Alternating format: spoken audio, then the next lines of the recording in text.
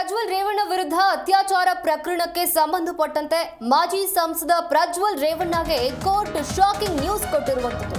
ಅತ್ಯಾಚಾರ ಕೇಸ್ನಲ್ಲಿ ಪ್ರಜ್ವಲ್ ರೇವಣ್ಣ ದೋಷಿ ಅನ್ನುವಂತಹ ತೀರ್ಪನ್ನು ಪ್ರಕಟಿಸಿದೆ ಕೋರ್ಟ್. ಪ್ರಜ್ವಲ್ ರೇವಣ್ಣ ತಪ್ಪಿತಸ್ಥ ಅಂತ ಕೋರ್ಟ್ ತೀರ್ಪನ್ನು ಕೊಟ್ಟಿರುವಂತದ್ದು. ಪ್ರಜ್ವಲ್ಗೆ ನಾಳೆ ಶಿಕ್ಷೆಯ ಪ್ರಮಾಣವನ್ನ ಪ್ರಕಟಿಸಲಿದೆ ಕೋರ್ಟ್. ಜನಪ್ರತಿನಿಧಿಗಳ ಕೋರ್ಟ್ನಿಂದ ಶಿಕ್ಷೆ ಪ್ರಮಾಣ ಪ್ರಕಟವಾಗುತ್ತೆ ನಾಳೆ. ಪ್ರಜ್ವಲ್ ರೇವಣ್ಣ ವಿರುದ್ಧ ಅತ್ಯಾಚಾರ ಪ್ರಕರಣಕ್ಕೆ ಸಂಬಂಧಪಟ್ಟಂತೆ ಅತ್ಯಾಚಾರ ಕೇಸ್ನಲ್ಲಿ ಪ್ರಜ್ವಲ್ ರೇವಣ್ಣ ದೋಷಿ ಅನ್ನುವಂತಹ ತೀರ್ಪನ್ನ ಕೋರ್ಟ್ ಪ್ರಕಟಿಸಿದೆ. ಪ್ರಜ್ವಲ್ಗೆ ನಾಳೆ ಶಿಕ್ಷೆಯ ಪ್ರಮಾಣ ಎಷ್ಟು ಅನ್ನೋದನ್ನ ಕೋರ್ಟ್ ಪ್ರಕಟಿಸಲಿದೆ. ಜನಪ್ರತಿನಿಧಿಗಳ ಕೋರ್ಟ್ನಿಂದ ಶಿಕ್ಷೆ ಪ್ರಮಾಣ ನಾಳೆ ಪ್ರಕಟವಾಗುವಂಥದ್ದು. ಇನ್ನು ಮಹಿಳೆಯರ ಮೇಲಿನ ಅತ್ಯಾಚಾರ ಹಾಗೂ ಲೈಂಗಿಕ ಕಿರುಕುಳ ಕೇಸ್ನಲ್ಲಿ ಜೈಲು ಸೇರಿರುವಂತಹ ಜೆಡಿಎಸ್ ಮಾಜಿ ಸಂಸದ ಪ್ರಜ್ವಲ್ ರೇವಣ್ಣನ ಮೇಲೆ ಒಟ್ಟು 4 ಕೇಸ್ಗಳ ಪೈಕಿ 1 ಕೇಸ್ನ ತೀರ್ಪು ಇವತ್ತು ಪ್ರಕಟವಾಗಿದೆ. ಅತ್ಯಾಚಾರ ಕೇಸ್ನಲ್ಲಿ ಈತ ದೋಷಿ ಅನ್ನುವಂತಹ ತೀರ್ಪನ್ನ ಕೋರ್ಟ್ ನೀಡಿರುವಂಥದ್ದು. ಪ್ರಜ್ವಲ್ಗೆ ನಾಳೆ ಶಿಕ್ಷೆಯ ಪ್ರಮಾಣವನ್ನ ಕೋರ್ಟ್ ಪ್ರಕಟಿಸುತ್ತೆ. ಜನಪ್ರತಿನಿಧಿಗಳ ಕೋರ್ಟ್ನಿಂದ ನಾಳೆ ಎಷ್ಟು ವರ್ಷ ಶಿಕ್ಷೆ ಅನ್ನುವಂತಹ ಪ್ರಮಾಣ ಅಂದ್ರೆ ಶಿಕ್ಷೆ ಪ್ರಮಾಣ ಎಷ್ಟು ಅನ್ನುವಂಥದ್ದು ಕೂಡ ಪ್ರಕಟವಾಗುತ್ತೆ.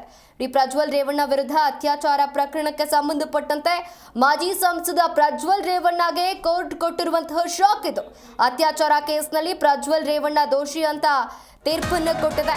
ಇನ್ನು ಕೋರ್ಟ್ ತೀರ್ಪು ನೀಡುತ್ತಿದ್ದಂತೆ ಪ್ರಜ್ವಲ್ ಕಣ್ಣೀರು ಹಾಕಿದ್ದಾರಂತೆ. ಕಣ್ಣೀರು ಹಾಕ್ತಾ ಹೊರ ನಡೆದಿದ್ದಾರೆ ಮಾಜಿ ಸಂಸದ.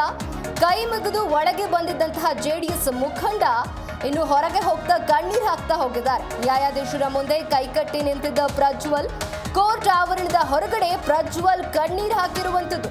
2 ಕೈಗಳಲ್ಲಿ ಕಣ್ಣೀರನ್ನ ಒರೆಸ್ಕೊಳ್ತಾ ಕುಳಿತಿದ್ದ ಪ್ರಜ್ವಲ್. ಶಿಕ್ಷೆ ಪ್ರಮಾಣ ನಾಳೆ ಪ್ರಕಟ ಮಾಡುತ್ತೆ ಜನಪ್ರತಿನಿಧಿಗಳ ಕೋರ್ಟ್.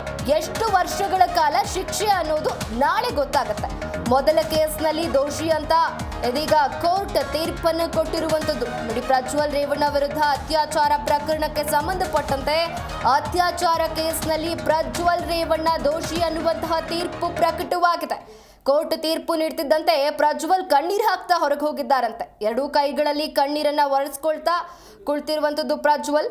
ಶಿಕ್ಷೆ ಪ್ರಮಾಣ ಎಷ್ಟು ಅನ್ನೋದು ನಾಳೆ ಪ್ರಕಟವಾಗುತ್ತೆ. ಎಷ್ಟು ವರ್ಷಗಳ ಕಾಲ ಶಿಕ್ಷೆ ಅನ್ನೋದನ್ನ ನಾಳೆ ಜನಪ್ರತಿನಿಧಿಗಳ ಕೋರ್ಟ್ ಪ್ರಕಟ ಮಾಡುತ್ತೆ. ಮೊದಲ ಕೇಸ್ನಲ್ಲಿ ದೋಷಿ ಅಂತ ಇದೀಗ ಕೋರ್ಟ್ ತೀರ್ಪು ಕೊಟ್ಟಿರುವಂತದ್ದು.